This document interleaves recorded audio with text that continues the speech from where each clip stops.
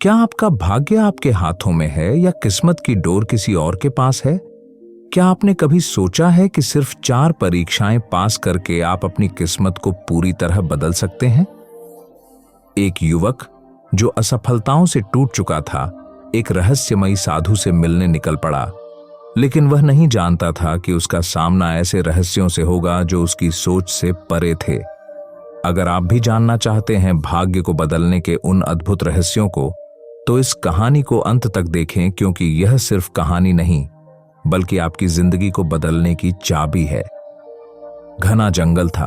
पेड़ों की डालियों से छनकर आती सूरज की रोशनी धुंध में घुली हुई थी।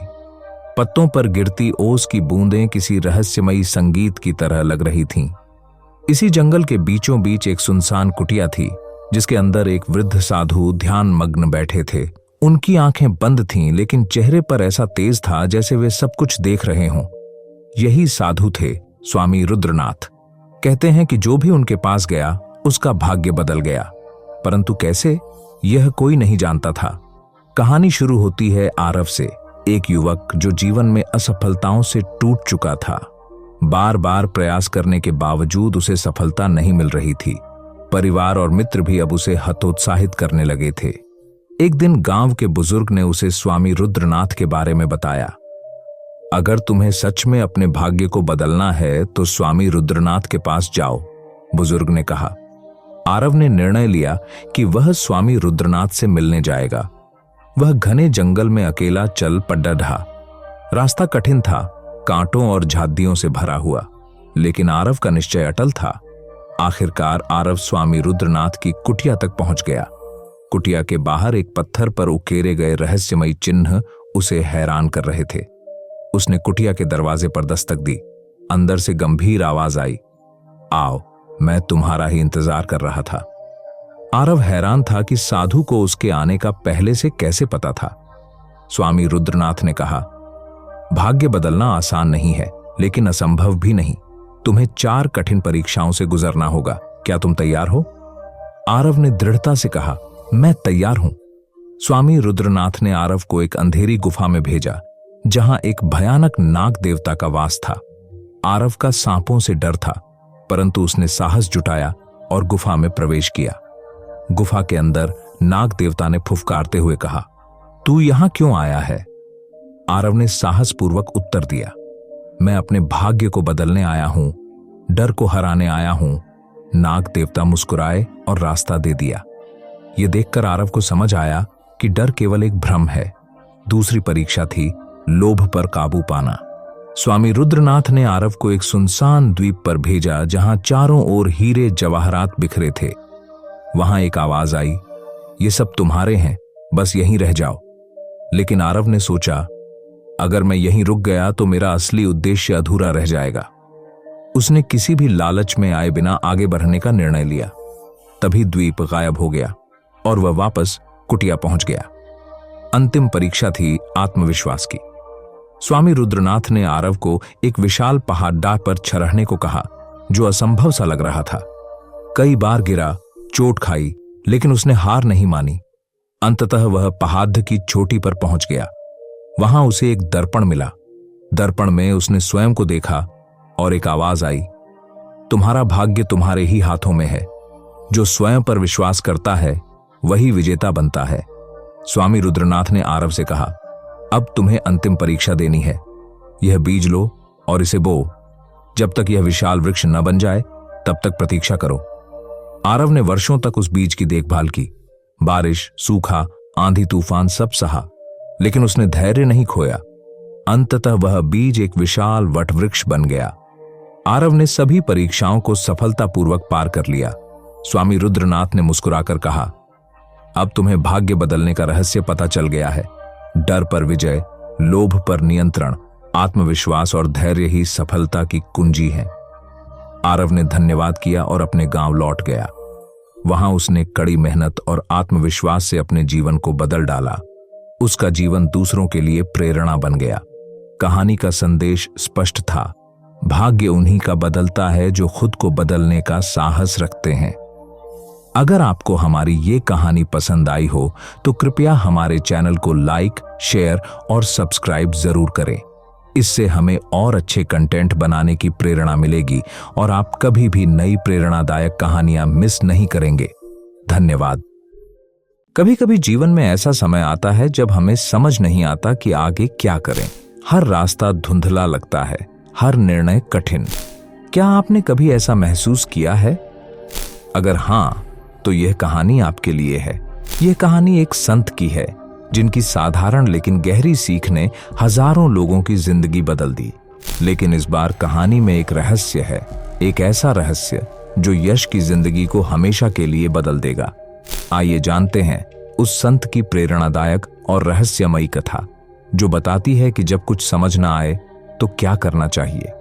हमारे जीवन में कई बार ऐसा मोड़ आता है जब सारे प्रयास व्यर्थ लगते हैं। इस दौरान धैर्य खोना आसान होता है, लेकिन यही समय आत्मनिरीक्षण और आत्मबल को पहचानने का होता है। इस कहानी में छुपा रहस्य आपको न केवल प्रेरित करेगा, बल्कि जीवन की कठिनाइयों का सामना करने का मार्ग भी दिखाएगा। बहुत समय पहले की बात है। एक घना जंगल था जिसके बीचों बीच एक छोटा सा गांव बसा हुआ था। उस गांव में एक वृद्ध संत रहते थे जिन्हें लोग बहुत मानते थे। उनका नाम स्वामी आत्मानंद था। वे हमेशा शांत रहते और उनके पास हर समस्या का समाधान होता। लेकिन गांव में एक रहस्यमयी गुफा थी जिसके बारे में कहा जाता था कि उसमें अनमोल ज्ञान छुपा हुआ है। गांव के लोग अक्सर उस गुफा के बारे में बातें करते थे, लेकिन डर के मारे कोई भी वहां जाने की हिम्मत नहीं करता था। कहा जाता था कि जो भी वहां गया वह या तो वापस नहीं लौटा या फिर पूरी तरह बदल कर आया। स्वामी आत्मानंद अक्सर गुफा का जिक्र करते, लेकिन कभी उसके रहस्य को उजागर नहीं करते। गांव में एक युवक था, नाम था यश।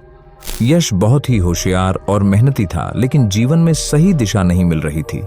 कभी वह खेती करने की सोचता, कभी व्यापार, तो कभी जंगल में जाकर साधना करने की। हर बार वह उलझ जाता और अंत में निराश हो जाता। यश को लगता था कि उसकी मेहनत बेकार जा रही है। एक दिन वह संत आत्मानंद के पास गया और बोला, गुरुदेव, मुझे कुछ समझ नहीं आता कि मैं क्या करूं। हर राह अधूरी लगती है, कृपया मार्गदर्शन करें। संत आत्मानंद मुस्कुराए और बोले, बेटा, जंगल में जाकर वह गुफा खोजो जिसके अंदर एक बोलता हुआ पत्थर छुपा है। वह तुम्हें तुम्हारे प्रश्नों के उत्तर देगा, लेकिन सावधान रहना, रास्ता आसान नहीं है। यश हैरान था। गुफा, बोलता हुआ पत्थर, लेकिन उसने ठान लिया कि वह इस रहस्य को सुलझाएगा। यश ने जंगल की ओर कदम बढ़ाए। रास्ते में अजीब अजीब आवाजें सुनाई देती। घना कोहरा रास्ता ढक लेता। अचानक उसे एक अजीब सी परछाई दिखी। वह घबरा गया, लेकिन फिर भी आगे बढ़ता गया। कुछ दूर चलने के बाद उसे एक बूढ़ा लकड़हारा मिला। लकड़हारे ने कहा, अगर तुम गुफा की तलाश में हो तो पहले इस पहेली का उत्तर दो। अगर उत्तर सही हुआ तो मैं रास्ता बताऊंगा।